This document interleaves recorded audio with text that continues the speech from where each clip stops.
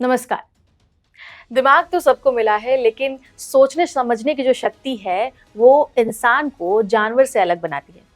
इसके सहारे ही हम सही और गलत का भेद कर पाते हैं। बुद्धि भ्रष्ट हो जाए तो इंसान को जानवर बनने में देरी नहीं लगती। इन दिनों कुछ ऐसी ही बहस फिल्म एनिमल को लेकर छिड़ी हुई है। सोचने समझने की शक्ति के बावजूद फिल्म का हीरो जानवर जैसे बर्ताव करने पर उतारू हो जाता है।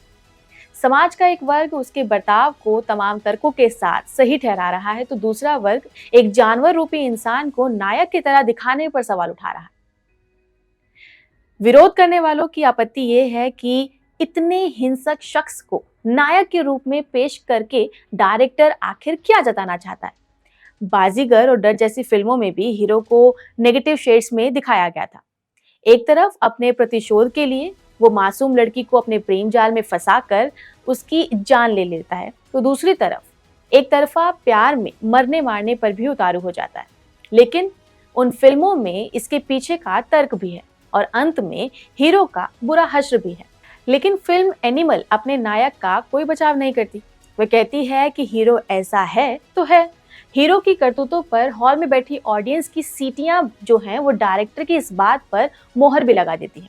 सवाल ये है कि फिल्म के नायक जैसा इंसान अगर हमारे आसपास होगा तब भी क्या हम उसे इतना ही पसंद करेंगे?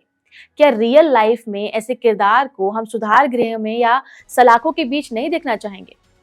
फिल्म को लेकर सबकी अपनी सोच और तर्क हो सकते हैं, लेकिन बड़ा सवाल ये उठता है कि पर्दे पर इतनी हिंसा और खूंखार चीजें दिखाकर आखिर हम क्या संदेश देने की कोशिश कर रहे हैं? जाहिर है कि अब इस तरह की फिल्मों की बाढ़ आ जाएगी, क्योंकि बॉलीवुड जो है वो एक भेड़चाल पर यकीन रखता है। अगले साल फिल्मों में इससे ज्यादा हिंसा देखने को मिल सकती है। इस साल की सारी हिट फिल्में हिंसा और एक्शन से ही भरपूर रही हैं, चाहे जवान हो, टाइगर 3, गदर 2 या पठान हो, या साउथ की जेलर और लियो। इन सारी फिल्मों के सुपरहिट होने को पूरे समाज की पसंद बताकर आगे भी ऐसी ही फिल्मों को थोपना हर तरह का सिनेमा पसंद करने वाले दर्शकों के साथ कितना बड़ा अन्याय होगा।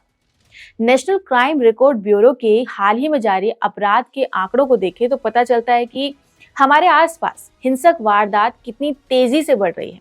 क्या सिनेमा में भी हम वही सब देखना चाहते हैं जो हर रोज अखबारों या न्यूज चैनल्स में देख रहे हैं? किसी गली में कोई सरफिरा सरेआम एक मासूम लड़की के सर को कुचलकर हत्या कर रहा है, तो कहीं एक नाबालिग बीच सड़क पर दूसरे नाबालिग का गला रेत कर नाच रहा है। इन लोगों के अंदर ये जानवर कहां से आया? ये सब कहीं ना कहीं सिनेमा और वेब सीरीज से इंस्पायर तो नहीं हो रहे?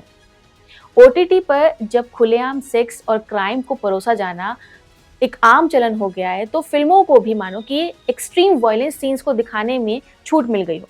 मिर्जापुर से इसकी शुरुआत हुई, तो अब हर ओटीटी प्लेटफॉर्म अपने यहाँ एक जैसी या इससे भी हिंसक एक वेब सीरीज रखना सफलता की गारंटी मानते हैं। हाल ही में फिल्म एक्टर शबाना आजमी ने भी कहा था कि ओटीटी भी फिल्मों की तरह हो गए हैं। जैसे एक फिल्म हिट होने पर उसी थीम पर फिल्मों की लाइन लग जाती है, वैसे ही ओटीटी भी एक जैसी सीरीज आने लगती है जो कि वल्गर और वायलेंट होती है। एक्टर ऋचा चड्ढा ने भी कहा था कि मेरे लिए मिर्जापुर बहुत हिंसक है।